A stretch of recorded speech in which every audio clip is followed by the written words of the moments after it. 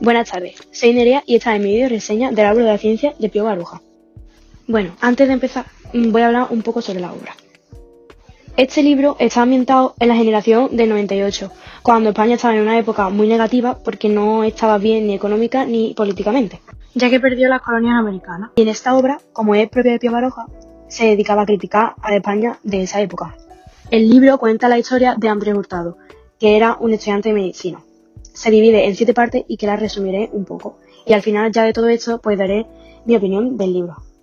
Bueno, en la primera parte se habla de Andrés Hurtado, que llega a la universidad y ahí conoce a Julio Gracil, que ambos pues estudiarían medicina. Ahí también conoce a Montaner, que era un amigo de Julio, pero Montaner y Andrés no se llevaban muy bien, ya que tenía pues ideologías diferentes sobre la política.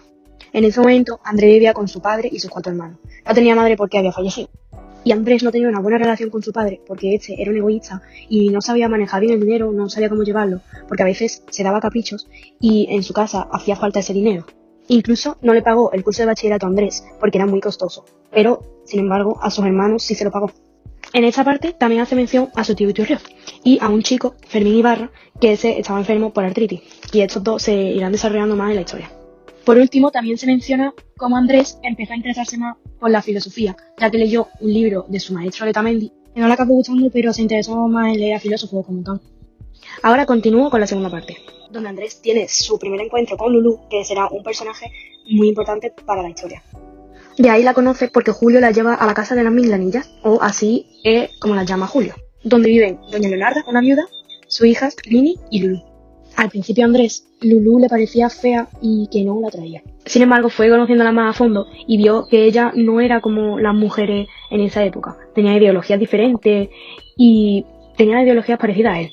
Entonces fue como estrechando un vínculo más fuerte con ella, ya que ella también se abría más y le contaba más su vida a Andrés conforme pasaba el tiempo. En esta parte aparece un personaje que no era importante para la historia. Se habla un poco del vecindario de Lulú y en algún problema que otro que se metió ella con su vecina Venancia y con su marido, ya que Venancia se metía con su madre y Lulú la defendía. Y debido a esto, Andrés recurrió a su tío Iturrioz para hablar filosóficamente sobre su vecindario. Y la parte 2 pues concluye con esa conversación que tuvo. Después, esta tercera parte empieza muy trágicamente, con una enfermedad muy grave que tenía Luisito. Decían que tenía tuberculosis.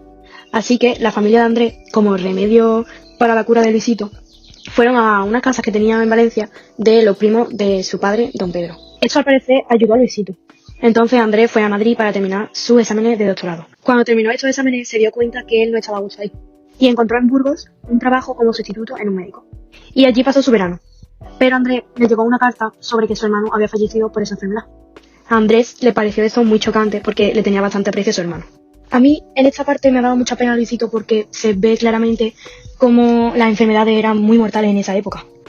Siguiendo ya con la cuarta parte, comienza con la vuelta de Burgos a Madrid y el reencuentro que tiene Andrés Hurtado con Fermín Ibarra. Al parecer se ve que ha mejorado mucho, aunque estaba cojo. Esta parte sigue con la vuelta de charlas filosóficas que tiene Andrés y su tío. Habla también de filósofos como Kant o Schopenhauer. Y también habla de la teoría del relativismo. Pero habla de una en concreto y muy importante, que es la que le da el título a esta obra, la cual hace la referencia a la Biblia y al Génesis, hablando del árbol de la vida y el árbol de la ciencia. Aquí el autor quiere hacer ver que al tener mayor conocimiento vamos a sufrir más, porque somos más conscientes de los riesgos que supone vivir. Entonces, contra más ignorante seas, menos dolor vas a sentir porque no conoces esos riesgos. Y un pequeño comentario que quería hacer aquí es que dicen también que la sociedad es mala por el egoísmo del hombre. Y dicen una frase que me ha gustado bastante, que dice que el cazador que persigue zorra y conejo cazaría hombre si pudiera. Básicamente que el hombre tiene un egoísmo tan alto que puede llegar a ser muy violento con los demás. Y eso refleja mucho la realidad. Y con esto ya pasamos a la quinta parte. Que da comienzo a esta parte es Hurtado siendo nombrado titular médico de un pueblo, Alcolea del Campo. En el pueblo el protagonista ve una diferente vida y cultura del pueblo respecto a la ciudad. Para él la cultura del pueblo la veía muy absurda. También se ven diferencias de clases sociales. Cuando Andrés llegó al pueblo tuvo conflictos con el médico que ya había previamente ahí, porque este lo veía como una amenaza. El protagonista también critica mucho a los habitantes del pueblo, porque dice que son unos incultos y unos ignorantes.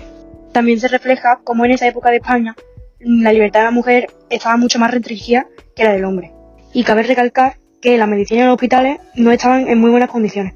Además, el trato de las personas era muy malo. Y este capítulo finaliza con un caso muy extraño, con el suicidio o la muerte de la mujer del tío Garrota. Debido a esto, Andrés se fue del pueblo, ya que decía que era un suicidio y mucha gente no lo apoyaba.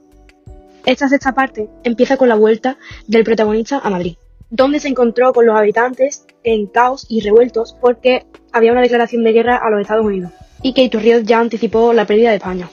En este capítulo, Andrés se encuentra con Montaner, quien le dijo que estaba de ayudante con Julio Aracés, que tenía su propia clínica. Julio se casó con una mujer que estaba socialmente bien, pero la prostituía. Al cabo del tiempo, Andrés se encontró a Fermín Ibarra, quien se encontraba perfecto. Este se iba a Bélgica para desarrollar las ideas y los inventos que tenía en mente, y que al final, pues, nadie veía que iba a salir adelante, pero le iba bastante bien. Aquí también se acaba encontrando a Lulú, con quien empezaría a estrechar unos lazos más amorosos, y que finalmente, pues, terminó casándose con ella. Aquí también aparece la muerte de un personaje que se me olvidó comentar anteriormente, de Rafael Villasú, y lo conoció Andrés en la segunda parte. Este era un autor dramático, que moría por ciego y que estaba loco. Y algo que me dio mucha pena es que unos amigos suyos, se supone que bohemios, le quemaron los dedos para ver si tenía sensibilidad todavía. Y ya para finalizar, continúo con la parte séptima. Y esta parte empieza contándonos con la vida de Andrés, que fue mejorando, ya que obtuvo, gracias a Iturrioz, un nuevo trabajo que le iba mejor que el antiguo, y estaba casado con Lulú. Pero esta felicidad duró poco, ya que Lulú cayó enferma.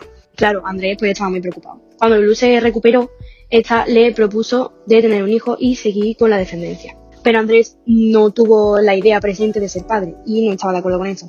Pero al fin y al cabo, pues accedió. Y esto al final sería algo que le daría unas consecuencias muy negativas. Cuando ya Lulú dio a luz, el niño ya había fallecido en el acto. Debido a la debilidad y a los daños y a la pena que tenía Lulú, pues también acabó falleciendo. Y ya finalmente Andrés vio todo lo que le estaba pasando en su vida, toda la pena que tenía. En el mismo día de entierro de Lulú se acabó enmendando. Y así acaba la historia. Bueno, ya acabando con mi opinión, desde mi punto de vista el libro me parece un poco pesado. Pero algo que me ha gustado mucho ha sido cómo lo ha ambientado en la época en la que se escribió el libro y el cómo refleja lo duro que es esa época, además del final, que es algo que nadie se esperaba, y eso me ha parecido muy interesante.